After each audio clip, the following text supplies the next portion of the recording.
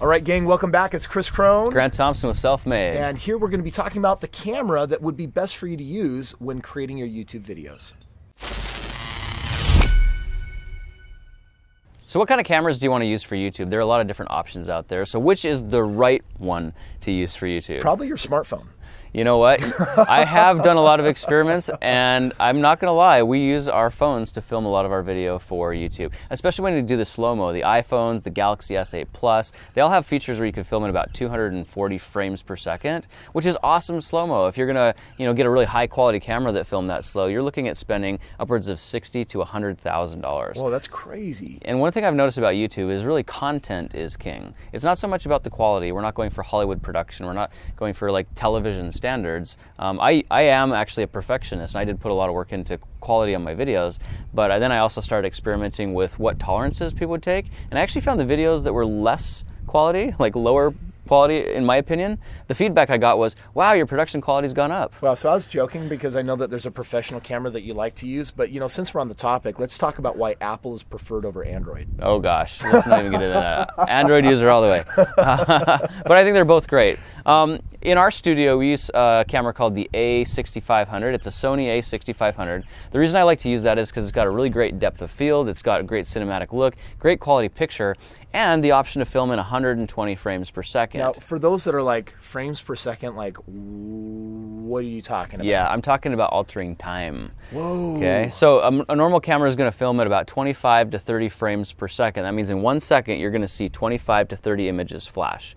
Now, when we use that A6500 to film, it's doing 120 frames per second. So you're getting basically 4 times the bang. You're getting 4 times as many frames. And why is that useful? Yeah, so it's no advantage to our eyes because 25 frames per second is sufficient. But what it means is we can stretch those frames out. So we could take 1 second of footage and we could stretch it out to 4 to 5 seconds. So you can basically slow down time if there's something that you really want to hone in on. And I know that on some of your done-for-you projects, it's like, okay, this thing happened in a second, but I want to like stretch it to 4 or 5 seconds. That's right, and it's 4 times the data, which means it takes up 4 times the storage space to film that way. But the great thing about it is, as we're filming experiments, there's things that happen that you don't always expect to happen. They're just kind of sudden and they happen in the moment. So by filming at a higher frame rate, while we're editing, we can go back and we take those sudden things and we can actually slow them down. We can use them as B-roll over top of the video. And what B-roll means is, as we're talking, you could cut in some other footage that plays over top of it and then cut back to watching us talk again. Now, if someone's just doing like hey, I just share information through YouTube, should they really care about the frames per second and getting this nicer camera? It really depends on what they're trying to do. If they're doing experiments where things are happening very quickly and they want the option to go back and slow it down, then definitely frames per second is something you want to look at. And I think the Canon or the Sony A6500 is a great option. Awesome. Now, for most people, like if you just want to do vlogging, you're going to want something light and portable, something that you can fit in your pocket, whip out on a moment's notice, something that's going to have a good battery life. And there are a lot of different cameras out there. We've got a RX100, mainly because it does 1,000 frames per second when you need it to.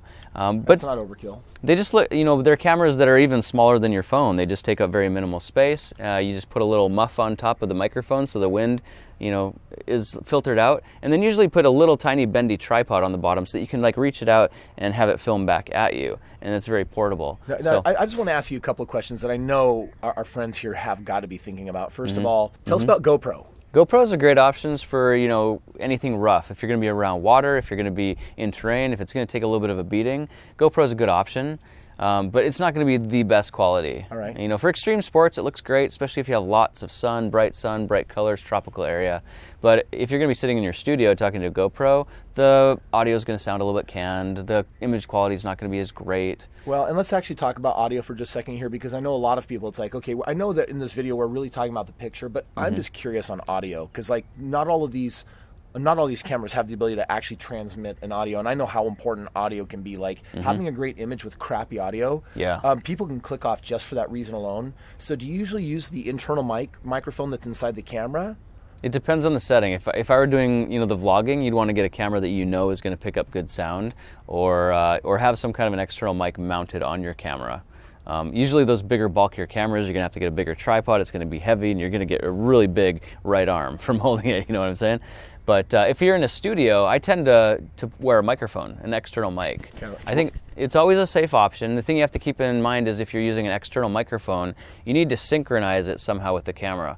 So if you buy a wireless microphone, you can plug it directly into the camera. I feel that's a little bit risky though, because if that's a bad connection, you have no audio here or there. So what I usually do is I back it up. I have the camera audio and the external audio. I have a little recorder in my pocket that's recording the audio from my microphone, and I synchronize with 3 claps, because when I bring the footage in and match it with the audio, you can see those spikes, line it up, and then use the mic audio. And if someone's just saying, hey, you know what, Grant, I'm starting my channel, I'm starting it on the cheap, I'm not planning on slow-mowing really anything that's out there, wow. I'll just go with your phone, honestly. I mean, if you don't know if you're ready to make an investment in equipment, just use the phone that you've already got. And don't make the #1 user error when filming a video. Do not hold it up and down. Yeah, you don't do vertical video, you do horizontal, because that's the way people watch videos on YouTube, okay?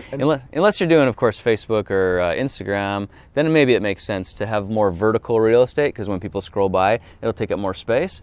But for the most part, you're going to be filming this way. And I just want to also say that if you're not going to be using a tripod and you're going to be on the go, please practice, like, how do I get really steady here so that you don't get the geriatric hands? There are some cool products out there. I know DJI just came out with a really cool Steadicam gimbal. I think it's called the Osmo 2. The O2, and it is so super stable, and when you hold it, the image is just like crystal clear. So there are products you can get out there that will hold your phone very steady. And the cool thing about these phones is a lot of them film naturally at 1080p and even 4K. So your image is crisp, it's clear, the quality is amazing. I was going to ask on that, like, do you ever, like, obviously if you record in 4K, that's a lot more user, like, it's going to slow down your software when you're editing if you don't have a very fast computer and processor. Like what should be filming in for something just standard and basic? Well, I just film in 1080p because I've noticed in my videos it doesn't make a difference if it's higher quality or higher resolution. And after 1080p, you can't really tell the difference anyway. You're just really It's not like people are going to watch details. your YouTube channel on like the big screen. Like, they're not watching on the 72-foot big screen, right? Not the Jumbotron. It's just watching on If the you're phone. a tech snob and you're into all the technology and the color and quality, and that's what you promote on your channel, then it's probably really important to be doing 4K, 8K, or anything kind of crazy, because that's what you're known for. But for the average person just telling a story, showing a tutorial, 1080p is probably all you need. You know, 1080p is pretty standard. Almost every camera will do that now, including your phone. Your phone will do 4 times that. And if you do film in 4K, you can also zoom in, which will degrade the quality, but as long as you don't go below 1080p equivalent, so as long as you don't go below, what is it, 50% of the image quality, you don't lose any of that resolution. So I would, if I were just starting out, I would just start off with my phone. Some of the issues that I've had with the Samsung Galaxy, though, is the audio doesn't always line up to the video. Ha! Just kidding. And that is really frustrating, because you upload the footage and then you see the mouth talking and then the audio is lagging, and it's like, oh, that's frustrating. So wherever you can, I think it's just good practice to have an external microphone, synchronize it, and then when you throw up the audio, you'll just be able to match it with your phone and tweak it that way. A little bit of extra work, but it's going to be worth it, because audio does make such a difference. Yeah, absolutely. One final thought as far as cameras go: if you do want to, get more serious about your videos, but you don't want to spend too much money, getting like a Canon 80D or a $5,000 system, you could just go down to Best Buy or a place like that and get a Handycam. A lot of the Handycams now, you can get a really good quality one for $800, and they've got built-in mechanical stabilizers. So you can rock these things around and the image is still very stable. They've got great quality. They usually all film in 4K.